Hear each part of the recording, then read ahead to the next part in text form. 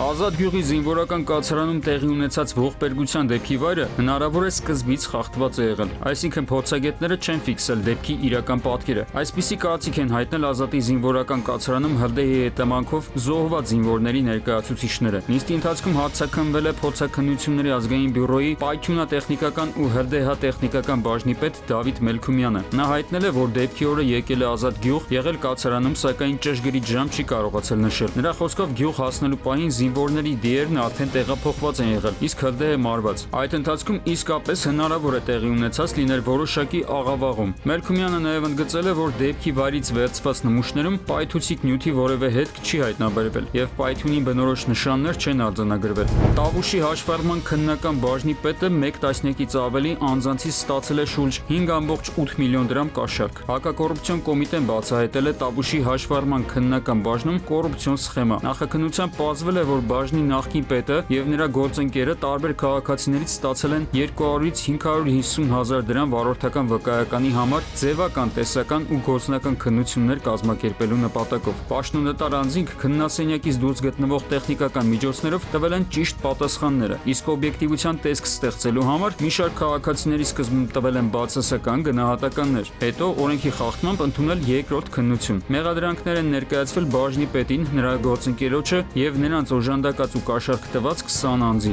Այսօր վաղ առավոտյան ժամը 6:30-ի սահմաններում Սիս գյուղի տարածքում տեղի ունեցել ողբերգական դեպք։ 25 տոննա դիզվառելիք տեղափոխող բեռնատար գնացքը բախվել է Opel Magnish-ի ավտոմեքենային։ Դեպքի վայրում ավտոմեքենան դուրս է թռել ճանապարհից եւ հայտնվել դաշտում։ Փրկարար ծառայության եւ պարեկային ոստիկանության ուժերը դեպքի վայրում հայտնաբերել են Opel-ի վարորդի մարմինը մեքենայից դուրս։ Փաստի առիթով նախաձեռնվել է քրեական վարույթ։ Համացանցում տարածվել է տեսանյութ, որում երևում է, թե ինչպես է էքսկավատորը հողային աշխատանքներ իրականացնում Հրազդանի կիրճում։ Օգտատերը հայտարարել է, որ քանդում են Հրազդանի կիրճի բազալ տեսությունները։ Լրատվամիջոցներից մեկին, սակայն քաղաքապետարանից հայտնել են, որ վերանորոգվում է կիրճին հարակի ստորգետնյա անցումը եւ այն մաքրվում է աղբից։ Վստահեցրել են, որ որևէ ժայռի քանդման աշխատանք չի կատարվում։ Հայաստանում փոխվում են ինտերնետ ծառայությունների մատուցման կանոնները։ Հանրային ծառայությունները կարգավորող հանձնաժողովը հաստատել է նոր կարգավորումներ, որոնք պարտադիր են բոլոր օպերատորների համար։ Դրանցով պահանջվում է, որ բաժանորդային պայմանագրերում հստակ նշվեն ինտերնետի որակի հիմնական չափանիշները, արագության ճշգրիտ նկարագրությունից մինչև միացման ու ակտիվացման ժամկետները։ Հստակեցվում է նաև օպերատորի պատասխանատվությունը այն դեպքերում, երբ ինտերնետի որակը նվազում է կամ ծառայությունն ընդհատվում է բաժանորդից անկախ պատճառներով։